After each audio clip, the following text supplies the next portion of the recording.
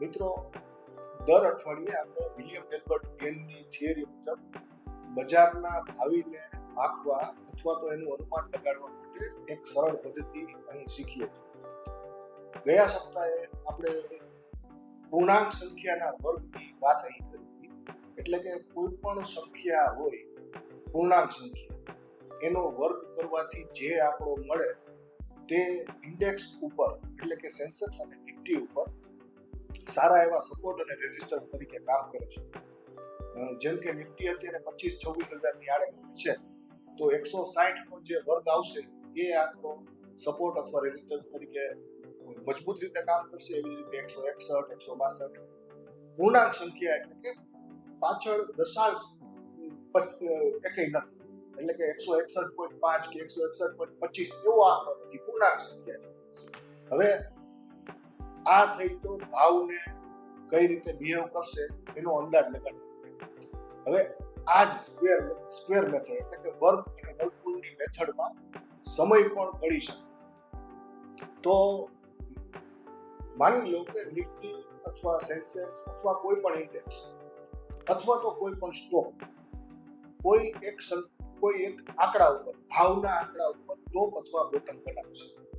તો એ ટોપ અને બોટમ જે બન્યો એના આંકડાનું વર્ગમૂળ લેવાથી જે સંખ્યા મળશે એટલા ટાઈમ ડ્યુરેશન પછી નિફ્ટી, સેન્સેક્સ અથવા તો કોઈ પણ સ્ટોકમાં ભાવ પોઝ લેશે અથવા તો ત્યાંથી પોતાની ચાલ બદલશે.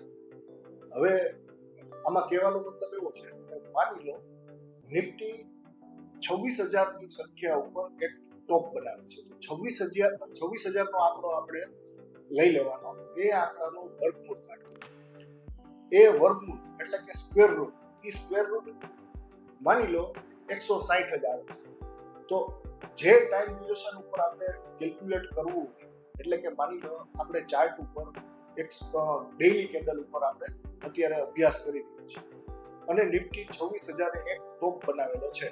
તો ડેઈલી કેન્ડલ ઉપર 160 કેન્ડલ પછી અથવા તો 16 કેન્ડલ પછી WD ગેનની થિયરીમાં કોઈ પણ સંખ્યા હોય તેનો એકમ એટલે કે છેલ્લો આંકડો છે એ એક પછી એક તમે ઘટાડીશું, બરાબર. એટલે 161 નો માની લો કે એક ફિગર આપણને મળેલો છે જે આપણને મોટો લાગે કે 160 દિવસ આપણે ઇન્ડેક્સમાં 160 દિવસ સુધી રાહ જોઈ શકીએ નથી, અથવા તો આપણને એ પહેલાનો કોઈ એવો સમયગાળો જોઈએ છે જ્યાંથી નિફ્ટી કોઈ બાજુ ટર્ન લઈ શકે.